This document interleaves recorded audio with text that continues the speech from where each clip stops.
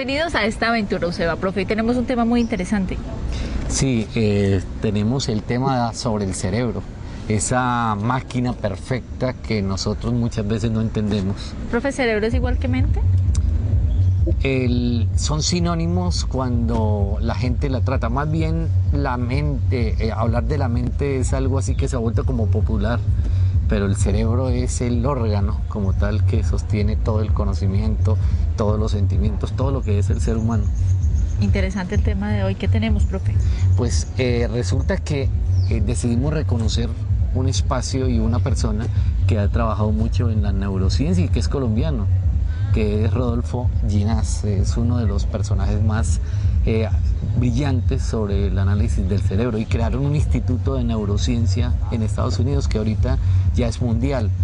Pero Ginás nos trata de enfocar un poco en volver a analizar el cerebro, a entenderlo. Es que si entendiéramos y comprendiéramos la capacidad que tiene nuestro cerebro, seríamos mucho más productivos que lo que somos los seres humanos. Claro, claro.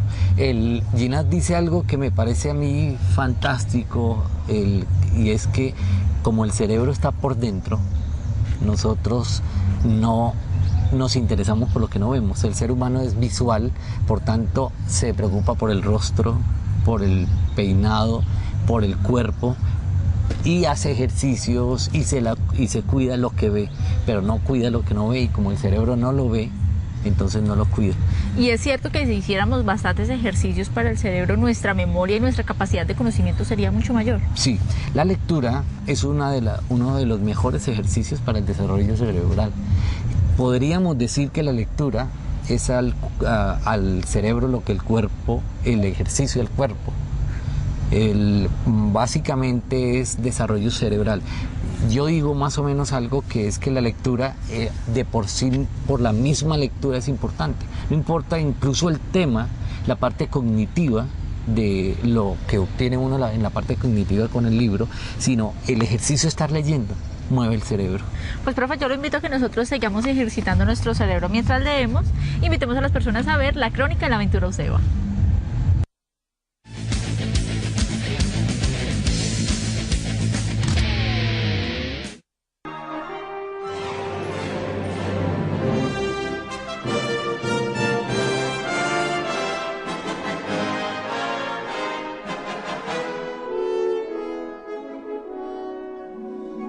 Hablar de filosofía, de ciencias, matemáticas, historia, cultura, en fin, cualquier área del conocimiento no ha de ser tarea fácil, especialmente a quien no le gusta el tema. Pero hablar del cerebro, de lo que siente la gente, es apasionante, ya que implica todo lo que es el ser humano. Rodolfo Ginás es el colombiano que más avances ha conseguido en el viaje hacia el centro del cerebro. Partió del funcionamiento unicelular de las neuronas hasta convertirse en fundador y pionero de la neurociencia. Esta integra diversas ciencias para entender el funcionamiento del cerebro: biología, filosofía, fisiología, sistemas, bioelectricidad, cognición, psicología, medicina, psiquiatría, informática, zoología, evolución, antropología y geometría, por mencionar solo algunas, como escribió Ángela Sánchez en una entrevista con este ilustre colombiano. Todos los sueños pueden convertirse en realidad. Por ejemplo, un producto cualquiera puede convertirse en una gran empresa. Una mirada hacia alguien atractivo se puede convertir en una relación. Una necesidad en una gran obra, y todo porque está de por medio del cerebro, el grande, el ordenador perfecto, la mejor computadora. 100.000 millones de neuronas para el servicio de un solo ser humano. 100.000 por 100.000 es el conjunto de relaciones que son casi infinitas. La inmortalidad, producto de las obras y los viajes hacia todos los lugares del universo, son solo posibles por el ser humano. El cerebro es lo que hace que el ser humano sea la creación perfecta, bien de Dios para los creyentes, o de la evolución para los ateos, porque el ser humano es capaz de dudar de todo incluso de sí mismo. Desgraciadamente, nuestro conocimiento acerca del funcionamiento del cerebro no es directo, porque en lo que masa corporal se refiere, somos crustáceos, dice Ginás. Nuestro cerebro y nuestra médula espinal están cubiertos por un exoesqueleto implacable, el cráneo y la columna vertebral. A diferencia del resto de nuestro cuerpo, no vemos ni oímos a nuestro cerebro, no lo sentimos palpitar, no se mueve y no duele si lo golpeamos, ya que está protegido por la portentosa estructura del cráneo. Si tuviéramos la masa cerebral por fuera del cráneo y pudiéramos ver o sentir el funcionamiento del cerebro, nos resultaría obvia la relación entre función cerebral y la manera como nos vemos, sentimos o pensamos. Por esto, a la mayoría no nos interesa la capacidad cerebral. Cultivamos la masa muscular, la belleza del rostro, pero nuestro cerebro no. Según dice Ginás, los seres humanos no tenemos cerebro, somos nuestro propio cerebro. Cuando le cortan la cabeza a alguien, no lo decapitan, sino que lo decorporan, porque es este prodigioso órgano donde somos, es donde se genera nuestra autoconciencia y el yo de cada uno. Tal como se podría decir en una película, el cerebro, la última frontera, el centro de la acción humana, el ordenador central de la información, la fuerza, la motivación, la grandeza, el todo. Nos ubica como el número uno de la naturaleza, el grande, el constructor y, ¿por qué no?, el destructor, el depredador. Sin embargo, lo más importante es usar el cerebro, cosa que muchas personas no parecen tener tan claro. El problema es que la inteligencia es limitada, pero la estupidez es infinita. Por eso es tan urgente promover una buena educación, que enseña a pensar claramente a través de conceptos, y no por mera memorización de datos. Porque todo lo que somos, podemos ser, sentimos y tenemos está dentro de nosotros, en nuestro cerebro.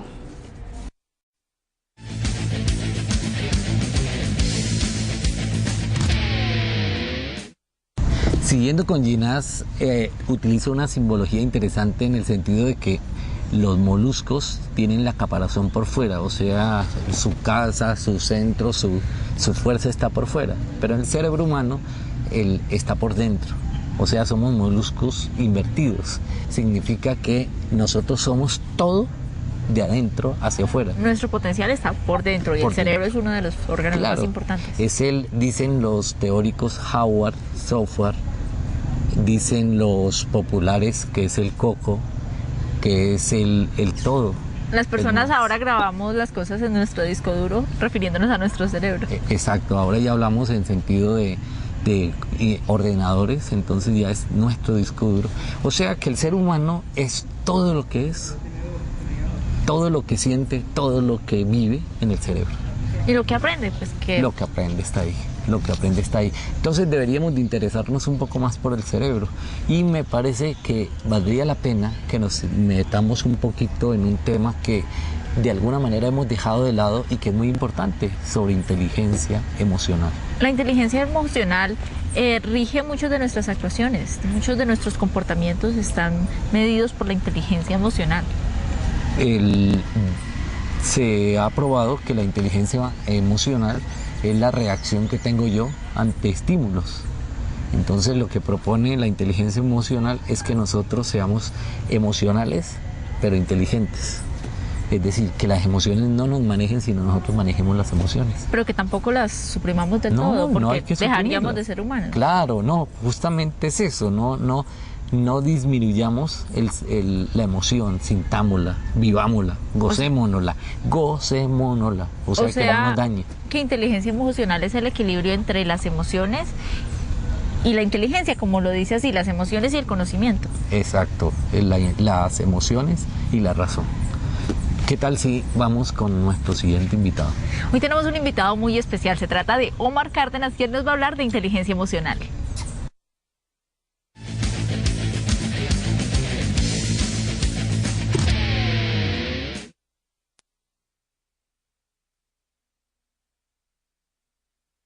La conceptualización yo intento que sea muy sencilla en cuanto a inteligencia emocional. Miremos el concepto de inteligencia, que para mí es resolver problemas. Entonces, si hablamos de distintas inteligencias, es la capacidad de resolver esos problemas en distintos campos. Si hablamos de la lógica matemática, pues sería resolver problemas de tipo matemático, de tipo lógico. Cuando hablamos de inteligencia emocional, estamos hablando de resolver esos problemas, pero en la parte emocional. Entonces, ¿qué son esos problemas de la parte emocional? Todo lo que nos lo cause a nosotros, nos cause esos problemas, bien sea el genio, bien sea los nervios, bien sea incluso la desbordada felicidad o el sentimiento de comodidad, por ejemplo, ¿sí? Lo primero que uno debe hacer es empezar a conocerse uno mismo, empezar a conocer qué sentimientos son los que yo tengo y empezar a reconocerlos, porque muchas veces yo creo que el más común que vemos de los problemas, el que nos puede servir mucho más de ejemplo, porque es el que muy probablemente todos tenemos en la casa, en el colegio, con los profesores, con el jefe, es el cuento del mal genio, del mal humor. Entonces, ¿qué pasa? Nosotros expresamos el mal humor, pero eso es una expresión de varios sentimientos que pueden estar detrás. Si nosotros, digamos, por un sentimiento de frustración, por un sentimiento de envidia, de egoísmo, por un sentimiento de desamor incluso, tenemos ese mal genio, entonces lo vamos a expresar como mal genio. Varios sentimientos los vamos a expresar de la misma manera. Entonces, ¿cómo voy a hacer yo para solucionar eso? Lo que hago que es reconocer cuáles son esos sentimientos y empezar a resolver los problemas desde ese punto. Entonces, si yo tengo un problema de desamor, entonces no tengo que expresarlo con mal humor. Entonces tengo que mirar cuál es el problema real y empezar a solucionarlo, que ahí es donde entonces metemos el concepto que había dicho ahorita de inteligencia, solucionar los problemas. Todas las inteligencias tienen unas características específicas como inteligencia. Muchos seres humanos tenemos unas desarrolladas y otras no tanto. Entonces, ¿qué pasa? Desde nuestro nacimiento nosotros tenemos facilidades por nuestro código genético para algunos aspectos, por la parte familiar, por los estímulos que se nos van dando también desde que estamos en el vientre, y a medida que vamos creciendo esos estímulos también van haciendo que seamos más hábiles para unas inteligencias que para otras. Sin embargo, las inteligencias las podemos trabajar siempre todos. Entonces todos podemos desarrollar las inteligencias, solo que algunos tenemos que trabajar un poco más en ellas que otros. Entre más adelantados estemos nosotros en edad, tenemos que hacer un trabajo mayor, porque tenemos que empezar a quitar un poco de esquemas mentales, de paradigmas que tenemos alrededor. Entonces yo escuchaba a mi abuelito diciendo, no, es que yo soy así, y entonces al que no le gusta, entonces pues se jodió. Entonces es muy difícil con una persona que de una vez tiene esa posición decirle, no, es que ese mal genio no es normal y no nos sirve a los que convivimos con usted, a los que trabajamos con usted. Entonces, con los muchachos, ¿qué es lo más fácil? Que trabajarles a ellos la inteligencia emocional, enseñarles a controlar todas las sensaciones y los sentimientos, enseñarles a vivirlos, porque es que no estamos diciendo de sacarlos. O sea, es obvio que yo me puedo sentir molesto por alguna situación. Lo que yo tengo que aprender a controlar es la reacción y saber qué voy a conseguir yo con cada reacción que tome. Que eso es lo inteligente. Entonces, si no se trata, por ejemplo, si a mí me molesta algo, quedarme callado, porque si yo me quedo callado, entonces lo que hago es reforzar ese sentimiento, voy a sentirme mucho más ahí como teniendo ese sentimiento que soltándolo. Entonces, ¿qué es lo que tengo que hacer? Sí debo tener una reacción, pero esa reacción tiene que ser inteligente, y esa reacción inteligente debe significar solucionar ese problema. Si me molesta a mí algo, yo tengo que ir y hablar con esa persona y decirle, me molesta esta cosa, por favor solucionémosla, miremos qué salida tiene. Hablemos de una que se ve en los jóvenes, que también es muy común ahorita, y es la parte afectiva con respecto a las niñas o los niños hacia la pareja, ¿sí? Sean novios o que le están gustando. Resulta que se ha generado una, digamos, dependencia, y entonces eso también hace parte de esa inteligencia emocional. O sea, si yo voy a estar con una persona, entonces debo tener esa relación con unos parámetros. Si me está afectando, si cuando yo no estoy con esa persona, entonces empiezo a sentir una ansiedad impresionante y todo eso. Listo. Eso es parte de ese enamoramiento, ¿sí? Pero hay que saberlo controlar. Si yo no puedo estudiar, si yo no puedo vivir, o sea, cuando hablamos aquí metemos los celos, es que miren que se van metiendo muchos sentimientos que se van encontrando. Entonces, si por ejemplo yo por mis celos, entonces no puedo estudiar, no estoy tranquila, estoy viendo televisión, estoy en el cine y no puedo aprovechar, no puedo estar aprovechando eso que estoy haciendo en ese momento por estar pensando en lo que hay allá, lo que está haciendo la otra persona, ay, que no está junto a mí, que no sé qué. Entonces, todas esas cosas nos están afectando a nosotros. Entonces, hay que aprender a solucionar eso, hay que aprender a darles espacios, hay que aprender a manejar, entender, manejar y resolver todo lo que son nuestros sentimientos. En cuanto a la parte empresarial, en cuanto a la parte familiar, que es donde tenemos ahorita graves problemas sociales, el que nosotros reaccionemos, aprendemos a manejar la manera en que nosotros manejamos nuestra vida y que no seamos nosotros por nuestra inteligencia, por nuestra racionalidad, por nuestra lógica humana, que digamos qué es lo que vamos a hacer nosotros y no nos guiemos, no dejemos que nuestra vida se vaya, se la lleve la corriente de nuestros sentimientos, ¿sí? Que nos arrastre en frustraciones, en desengaños, que todos esos sentimientos no destruyan todo lo que nosotros lógicamente podemos hacer.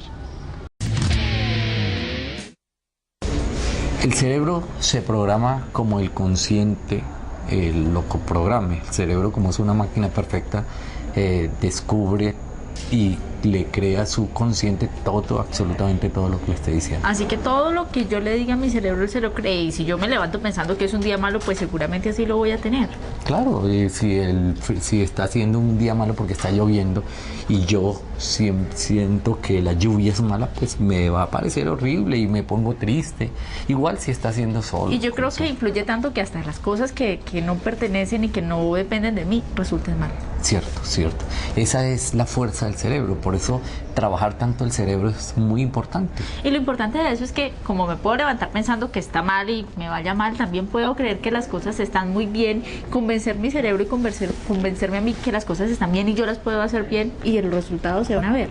Y hay una ciencia precisamente que se encarga de eso, profe. ¿De qué se trata? La programación neurolingüística. Tal vez algunos teóricos digan que es una ciencia, estaría por discutirse, pero sí es una técnica espectacular porque usted lo que hace es trabajar el cerebro a partir de información neuro y de la parte lingüística, el idioma, repetirse cosas positivas, ayudarse, percibiendo el mundo de una forma diferente. Los programadores neurolingüísticos son enemigos del no, claro, por ejemplo. Claro.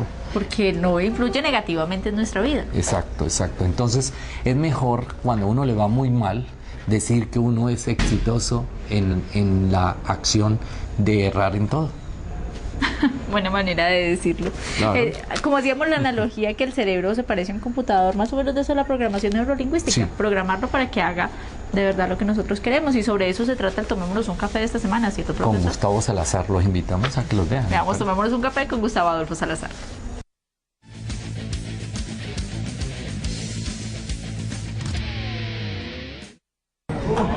Hoy, para Tomémonos un Café, nos está acompañando el doctor John Pablo Marín, psicólogo vinculado con la Unidad Central del Valle del Cauca en el Consultorio Jurídico y en la Facultad de Ciencias Jurídicas y Humanísticas.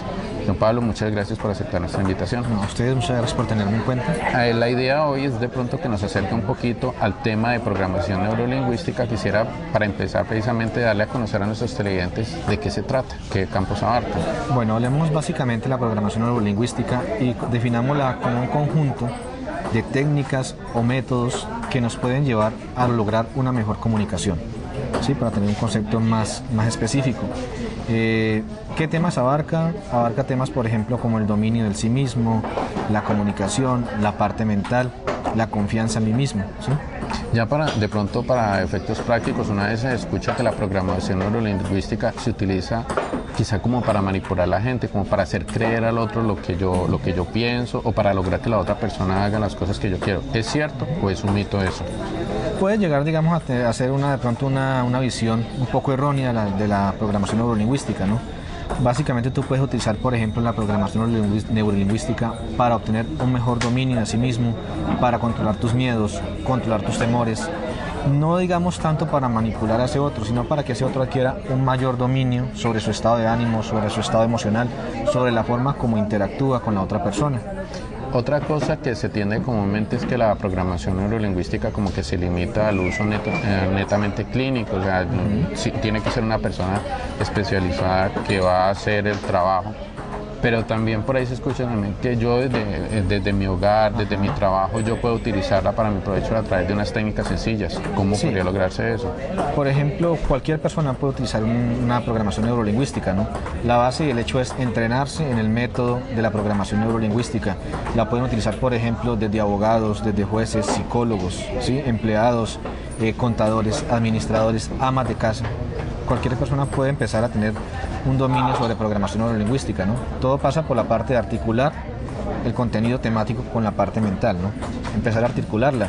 Por ejemplo, desde los niños, podemos trabajar una programación neurolingüística en el manejo del estrés infantil, en el manejo de la ansiedad, de las fobias infantiles. Podemos entrar a abordarlo. Bueno, y cómo de pronto si yo estoy en este momento, soy un profesional de cualquier área, ¿qué puedo hacer de pronto para acercarme al campo, para utilizar las herramientas que me está entregando la programación neurolingüística? La programación neurolingüística básicamente te permite acercarte un poco y conocerte más tú mismo como tal, ¿no? Identificar aquí, en ese presente, en el ahora, cuáles son tus fortalezas, cuáles son tus dificultades, ¿sí? Cómo entrar, por ejemplo, a subsanarlas. Una vez tú ya conoces, digamos, cuáles son tus fortalezas, cuáles son tus debilidades, ya empiezas a entrenarte en el campo que tienes. La mayor debilidad, la mayor fortaleza como tal, para, digamos, hacer de esa fortaleza un método en el cual tú puedes emplear para confiar más en tus facultades, ¿no? Muchas veces el ser humano tiene un conocimiento, pero no sabe cómo aplicarlo. Muchas veces el ser humano tiene una gran capacidad discursiva, no la conoce, ¿sí? Muchas veces el ser humano está, digamos, apegado a cosas del pasado, ¿sí? Que no le impiden, por ejemplo, interactuar, no le impiden, por ejemplo, socializar. Pero entonces tendría que venir una primera etapa donde yo me genero conciencia sobre mis debilidades antes de empezar a utilizar la herramienta. Sí, exactamente. Te das cuenta, por ejemplo, cuáles son tus debilidades, cómo vas a contrarrestarlas desde la programación neurolingüística. Te das cuenta, por ejemplo, cuáles son tus fortalezas y mira desde la programación neurolingüística, bueno, esas fortalezas que tengo, ¿las estoy empleando de buena forma o no? ¿Qué tanto puedo dar más, digamos, en mi relación laboral? ¿Qué más puedo dar en mi concepción de dominio personal? ¿Sí? ¿Por qué, digamos, pierdo tan fácilmente el dominio sobre mis emociones? ¿Sí? Pero entonces, en esencia, es una herramienta bien valiosa de crecimiento de la persona. Para comunicarnos, a ti una vez tú aplicas, por ejemplo, la programación, te puede servir para comunicarte mejor, para tener un mejor autoestima, un mejor dominio de ti mismo, de tus emociones, de la parte laboral, de la parte de interacción social con el otro, ¿sí? Bueno, John Pablo, pues desafortunadamente el tiempo de televisión es muy corto. Es un tema pues bien interesante que sería, pues nos daría para charlar mucho tiempo. Esperamos que próximamente nos volvamos a encontrar por acá y le agradezco el habernos acompañado. No, y con mucho gusto, y la invitación es para que acudan, pues por ejemplo, si quieren capacitarse un poco en la parte de la programación, los esperamos en el consultorio jurídico de la Unidad Central del Valle del Cauca. Estamos ubicados en la carrera 26, número 3040, y nuestro número telefónico es 224-3294. Consultorio jurídico, servicio de psicología, con mucho gusto. Muchas gracias, John Pablo, y a ustedes los invitamos a que sigamos en nuestra aventura UCEO. Muchas gracias.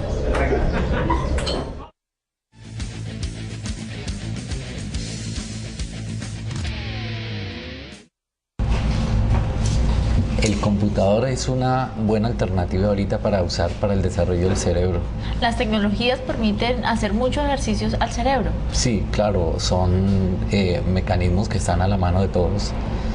Ahorita ya no se necesita cargar libros de 2000 páginas como pasaba antes.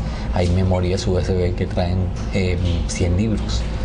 Y el computador trae juegos de estrategia, juegos que nos sirven para ir desarrollando nuestra capacidad cerebral. De todas maneras, lo importante es que hay demasiadas herramientas, demasiados mecanismos y muchas técnicas que nos permiten hacer el ejercicio a nuestra mente. Eso es lo más importante, o sea que ya no hay disculpa. Tal vez antes a quién interesaba el desarrollo cerebral nunca, pero ahorita estamos interesados en esto. porque ya tenemos los mecanismos y reconocemos que tenemos un órgano tan valioso como es el cerebro. Y reconocemos la necesidad de ejercitarlo y pues aprovechar la oportunidad que tenemos. Todos tenemos acceso a computadores, la mayoría de las personas todo el día tenemos que ver con un computador, entonces pues se puede aprovechar. Igual, con computadores hay juegos, existen juegos de mesa, muchas cosas que nos permiten eso. Rompecabezas, bueno, lo importante es que empecemos a trabajar nuevamente el desarrollo cerebral, que es muy importante. Y hay otra cosa, y es que desde los niños se puede empezar, y para los niños sí que existen mecanismos para ejercitar su mente y su cerebro. Perfecto. Natalie, ya nos queda despedirnos de nuestros amigos. Y nos queda, además, el conocimiento que podemos hacer mucho más con nuestro cerebro. A trabajar el cerebro entonces e invitémonos entonces a las nuevas aventuras UCEBA. Entonces nos esperamos en la próxima aventura UCEBA y no olviden escribirnos a tvuceba@uceba.edu.co.